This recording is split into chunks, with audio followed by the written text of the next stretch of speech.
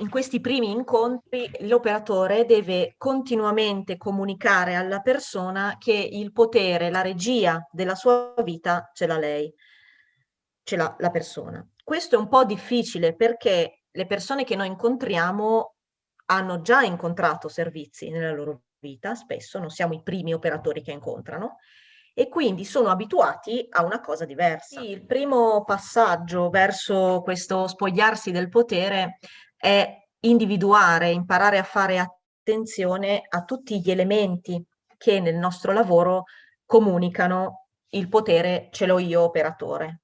Per esempio, a volte i nostri uffici hanno delle scrivanie, noi siamo da una parte, la persona è dall'altra, oppure io operatore scrivo delle cose su di te e tu non sai cosa io sto scrivendo, tu non lo leggi.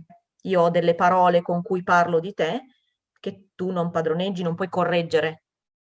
Ad esempio, molte volte le persone non possono prendere la loro cartella, la loro scheda e correggere e dire qui hai scritto che sono positivo, ma non è vero. A volte parliamo di un'altra persona, persino prendiamo decisioni sulla sorte di questa persona senza che lei ci sia. Questo è un elemento di potere enorme che noi sulla nostra vita non accetteremmo. Così come i nostri servizi a volte hanno dei nomi, però questi nomi a volte mettono delle etichette sulle persone. Sei qui in quanto disabile. Sulla porta del tuo servizio, del servizio dove stai venendo, c'è scritto disabilità, psichiatria. E quindi quell'etichetta io te la appiccico addosso e tu non puoi fare niente per togliertela. Quindi imparare a vedere nelle proprie pratiche quelli che sono elementi di potere e mano a mano toglierli. Questa scrivania messa in questo modo comunica, io sono l'operatore, tu sei l'utente. Spostiamo la scrivania da un lato. Il fatto che io scrivo e tu non puoi leggere è un elemento di potere. Allora te lo dico, ti dico, ad esempio, scrivo solo per ricordarmi, metto il foglio in modo che tu possa vedere, dopo potrai rileggere e correggere tutto quello che vuoi. Cioè nel momento in cui io individuo l'elemento di potere, devo eliminarlo dalla mia pratica. Quindi bisogna immaginarsi di coprogettare in un ambiente dove il messaggio univoco e coerente sia il potere ce l'hai tu.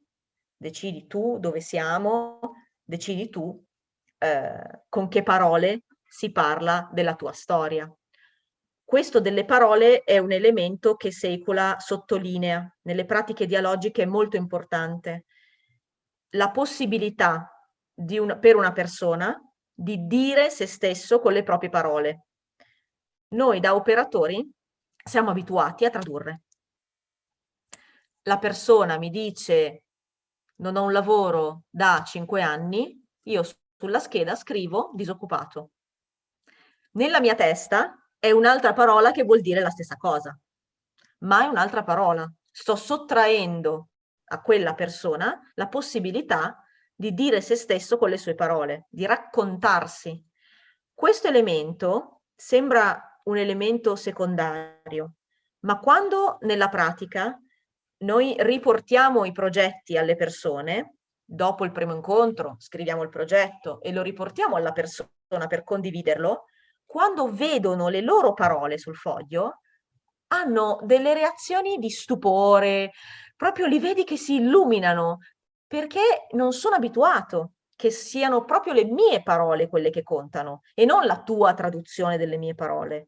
Sebbene l'operatore lo fa completamente in buona fede, cioè vuole dire la stessa cosa, non è che scrivo una cosa che non è vera, ma uso altre parole, quindi mi riapproprio, non ti lascio la possibilità di parlare di te stesso, che invece è il primo passo di questo processo di riappropriazione della propria esistenza.